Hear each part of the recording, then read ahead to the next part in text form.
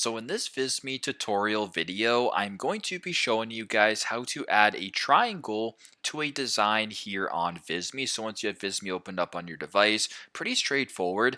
Go to the top left hand side of your screen. The third option from the right, so not this T for text, not the square obviously, but there is this triangle icon. Simply just press on the triangle. Now you can insert the triangle this way. Now if you want to make it larger, you can go ahead and just make it larger by doing this. If you want to rotate the triangle, you can go ahead and rotate it however, which way you wish. You can also go to this color icon right here. You can change the color of the triangle if you want.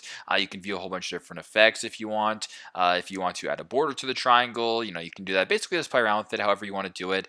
There you go. Pretty straightforward, but that's how you guys can add a triangle to a design here on Visme. Thanks again for watching, and I hope this video helps.